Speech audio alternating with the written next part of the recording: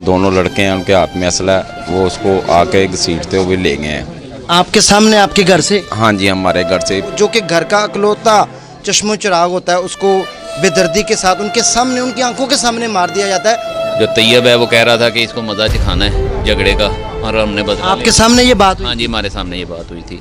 कब तक हमारी माओं की गोदें उजड़ती रहेंगी, हमारे घर बर्बाद होते रहेंगे? नाज़रीन, मैं इस टाइम सांदा के इलाके में मौजूद हूँ, जहाँ पर एक इंतहाई नाखुशगवार वाक़या पेश आता है कि एक नौजवान जिसकी उम्र तकरीबन 17-18 साल है, अभी हालिया उसकी मंगनी भी हुई है चंद दिन पहले, और उसको बेदर्दी के साथ एकदम जो है वो मार दिया जाता है, अब्दी नींद सुला दिया जाता है। उसको किसने मारा, क्या हुआ, क्या मामला माजरा पेश आया, क्यों हमारे मुल्क में क्राइम में बेपनाह इजाफा होता जा रहा है आए रोज़, और इंसानों को क्यों जो है वो नॉर्मल लेके तो मार दिया जाता है, गार्ड उतार दिया जाता है। वालिद साहब मौजूद हैं, उनके चाचा मलक कामरान साहब मौजूद हैं, आप देख सकते हैं पीछे लोग भी खड़े हुए हैं। सोम का ख़त्म इस टाइम चल रहा है, घर में सफ़े मातम बिछा हुआ है। क्या बात हुई है, क्या मामला माजरा है, हम इनसे जानने की कोशिश करते हैं। अस्सलाम वालेकुम। वालेकुम सलाम जी। अंकल जी, किस तरह वाक़या पेश आया उस दिन रात में? उस दिन रात तकरीबन हफ्ते वाले दिन रात 11:30 बजे का टाइम था। अच्छा। और मैं और मेरा बेटा और भाई मेरा, हम अपने घर के बाहर खड़े हैं। उधर से फाइज और तैयब दोनों लड़के हैं, उनके हाथ में असला है, वो उसको आके घसीटते हुए ले गए हैं। आपके सामने, आपके घर से? हाँ जी, हमारे घर से पास ही ये वकूआ हुआ है। तीन घर छोड़ के वकूआ हुआ है, उसको अंदर ले गए। हाँ जी, हमारी आंखों के सामने, मैं, मेरा भाई और मेरा भतीजा वहाँ पे मौजूद है। हमारी आंखों के सामने मारा है, फाइज ने मारा है, और तैयब उसके साथ शामिल था। इन दोनों का, ये दोनों शामिल हैं। आप उनको जानते हैं पहले? दोनों जानते हैं, बिल्कुल जानते हैं जी, बिल्कुल जानते हैं। वो दोस्त थे आपस में, और एक जो फाइज लड़का है वो इसका कज़न भी था। अच्छा, तो कोई पहले इनका तनाज़ा आपस में चल रहा था, कोई लड़ाई झगड़ा? हाँ जी, हमें ये पता चला था 2-3 दिन पहले ये इनका कोई आपस में झगड़ा हुआ था। किसी छोटी मोटी बात पे इनका कोई झगड़ा हुआ था, कोई थोड़े बहुत पैसों का लेन देन भी था। उसामा ने इनसे पैसे लेने थे, उसके भी कोई बात है। और इसके अलावा जो कुछ था हमें मालूम था, हमने पुलिस को बता दिया। बाकी पुलिस उनको किसी को पकड़ेगी, सारा कुछ सामने आएगा कि क्या हुआ क्या था। वखर वहाँ पे जो भी मामला थे वो पुलिस आगे देखेगी, पुलिस इन्वेस्टिगेशन करे अपनी, और हमें इंसाफ दे, हमें इंसाफ चाहिए बस। नाज़रीन, ये देखें, किसी भी वालिदैन को इतनी बड़ी सज़ा कि उसके बेटे को, उसके नौजवान बच्चे को, जो कि घर का अकलौता चश्मो चिराग होता है, उसको बेदर्दी के साथ उनके सामने, उनकी आंखों के सामने मार दिया जाता है। बहुत बड़ा सवालिया निशान है हमारे तमाम अदारों के लिए। वो अदारे जो कि इस तरह के लोग, जो कि नौजवान बच्चे हाथ में असला लिए गलियों में घूम रहे हैं, दंदनाते, फिर उनको पूछने वाला कोई नहीं। नाज़रीन, ये कब तक चलता रहेगा? कब तक हमारी माओं की गोदें उजड़ती रहेंगी, हमारे घर बर्बाद होते रहेंगे, हमारे नौजवानों को अब्दी नींद सुला दिया जाता रहेगा बग़ैर किसी, मतलब छोटी वजूहात है, अगर कोई 2-4 हज़ार किसी से लेना था तो एक इंसान, पूरी इंसानियत कत्ल होता है। आइए हम इनके चाचू से गुफ्तगू करते हैं और उनसे पूछते हैं कि उनके क्या मुतालबात हैं। अस्सलाम वालेकुम। वालेकुम अस्सलाम। मलक साहब, आप मुझे बताएं कि अब आप क्या चाहते हैं? जब आप मौके पर पहुंचे तो आपने बच्चे को किस हालत में देखा था? भैया, मौके पे हम पहले ही मौजूद थे, हम पहुंचे नहीं थे क्योंकि हम साथ ही थे उसके। हमारे सामने उसने फायर किया है, फाइज ने, और तैयब ने मिलके इसको झगड़े की वजह से साथ लेके गए हैं। और जो है ना, जो तैयब है वो कह रहा था कि इसको मज़ा सिखाना है झगड़े का, और हमने बदला। आपके सामने ये बात हुई? हाँ जी, हमारे सामने ये बात हुई थी।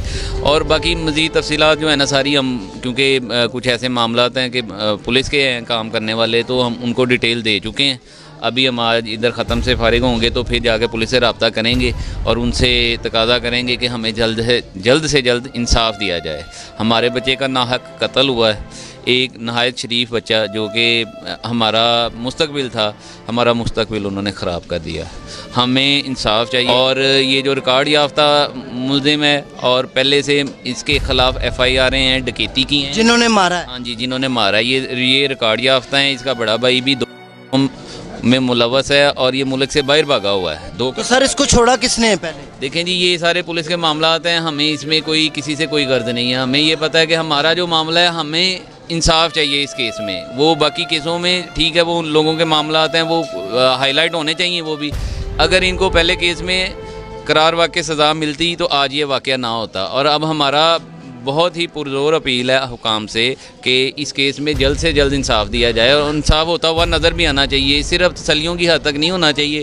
ابھی تک تو ہمیں پولیس کافی تسلیاں دے رہی ہے، حوصلہ دے رہی ہے، تعاون کر رہی ہے، لیکن آن دا فیلڈ کیا کیا ہے ہمیں کچھ بھی نہیں پتہ۔ انہوں نے کوئی ریڈ نہیں کی، کہیں کسی جگہ پہ کوئی ابھی تک کوئی کارروائی نہیں کی گئی، ٹھیک ہے۔